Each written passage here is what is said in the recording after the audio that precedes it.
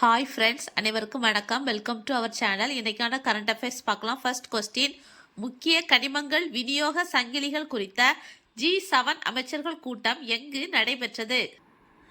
America.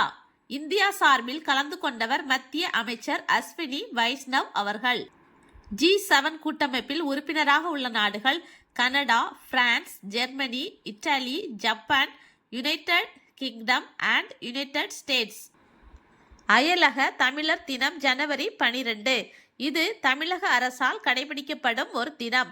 2026 இதன் கருப்பொருள் தமிழால் இணைவோம், தரணியில் உயர்வோம். இந்த தினத்தில் கணியன் பூங்குன்றனார் விருது வழங்கப்படுகிறது.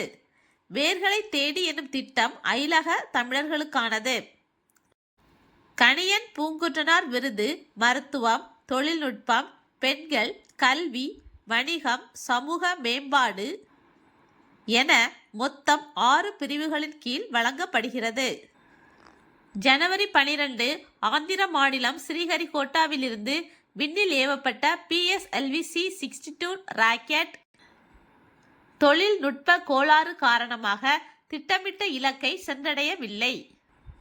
இந்தியாவின் முதல் பட்டாம்பூச்சி சரணாலயம் எங்குள்ளது? கேரளாவின் ஆரளம் பட்டாம்பூச்சி சரணாலயம். இதன் பழைய பெயர் ஆரளம் வன விலங்கு சரணாலயம்.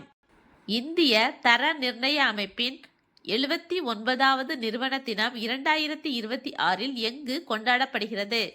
புதுடெல்லியில் ஜனவரி 6 அன்று கொண்டாடப்படுகிறது.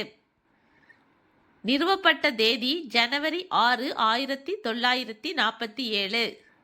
1947 இதன் பெயர் இந்தியன் ஸ்டாண்டர்ட்ஸ் இன்ஸ்டிடியூஷன் ISI. பெயர் மாற்றம் 1986 ISI ஆனது BIS ஆக மாற்றம் செய்யப்பட்டுள்ளது.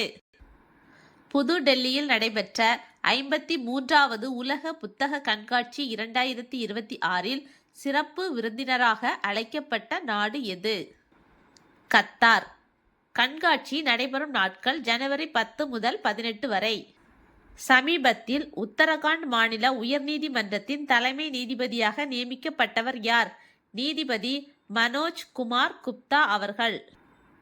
சமீபத்தில் 235 கோடி மதிப்புள்ள துறைமுக உள்கட்டமைப்பு மற்றும் டிஜிட்டல் ஆளுகை திட்டங்கள் மத்திய அரசால் எந்த மாநிலத்தில் தொடங்கப்பட்டுள்ளது? தமிழ்நாடு. பிராந்திய செயற்கை நுண்ணறிவு தாக்கம் குறித்த மாநாடு எங்கு நடைபெற்றது? ராஜஸ்தான் மாநிலம் ஜெய்ப்பூரில். தேசிய இளைஞர் தினம் அல்லது ராஷ்டிரிய யுவ திவாஸ் கடைபிடிக்கப்படுவது ஜனவரி 12. இது சுவாமி விவேகானந்தரின் பிறந்த தினமான ஜனவரி 12, 1863 நினைவு கூறும் வகையில் கடைபிடிக்கப்படுகிறது. 2026 ஆண்டில் சர்வதேச மக்களாட்சி மற்றும் தேர்தல் உதவி நிறுவனத்தின் உறுப்பு நாடுகளின் மன்றத்திற்கு IICDM தலைமை தாங்கும் நாடு எது? இந்தியா.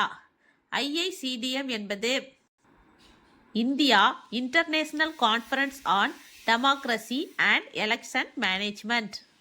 2026 இதன் கருப்பொருள் அனைவரையும் உள்ளடக்கிய அமைதியான, மீள்திறன் கொண்ட மற்றும் நிலையான உலகத்திற்கான மக்களாட்சி என்பதாகும். இம்மாநாடு நடைபெறும் இடம் புதுடெல்லி.